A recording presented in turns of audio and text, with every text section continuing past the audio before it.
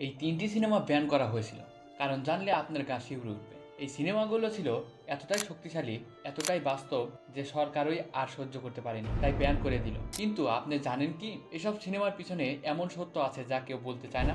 প্রেম, কিন্তু শত্রুর সাথে। মেহেরদান সিনেমায় দেখানো হয় এক বাংলাদেশি নারীর সাথে পাকিস্তানি সৈনিকের প্রেম। এই সিনেমা ছিল যুদ্ধের গল্প, প্রেমের গল্প আর একটি জাতির ক্ষত নিয়ে নির্মিত, কিন্তু মানুষ মেনে নিতে পারেনি। সিনেমা হলে বিক্ষোভ, মুক্তিযোদ্ধারা প্রতিবাদে ফেটে পড়েন। অবশেষে সিনেমাটি ব্যান করা হয়, কিন্তু আজও অনেকেই বলে সিনেমাটি ছিল সাহসী, সত্য বলার সাহস। সেই ভয়াবহ দিন 2013 সালে রানা প্লাজার ধ্বংস।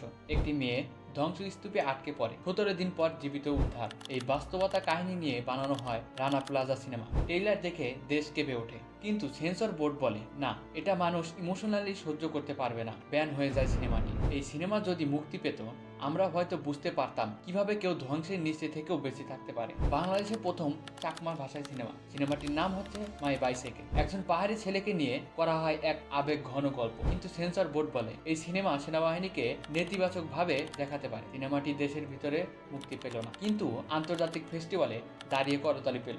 এটাই ছিল আমাদের সংস্কৃতির সত্য, বিদেশের প্রশংসিত আর দেশে নিষিদ্ধ। সিনেমা শুধু বিনোদন নয়, এটা প্রতিবেদন, এটা ইতিহাসের প্রতিফলন। আপনি কি মনে করেন এই সিনেমাগুলো ব্যান হওয়া উচিত ছিল? কমেন্টে লিখুন আপনার মতামত। ভিডিওটা যদি আপনাকে নাড়া দেয় তাহলে অবশ্যই শেয়ার দিন, কারণ সত্য চেপে রাখা যায় না। আর সাবস্ক্রাইব করুন মিডিয়া ফ্রেম 0.5, কারণ আমরা বলি যা সবাই চেপে রাখে।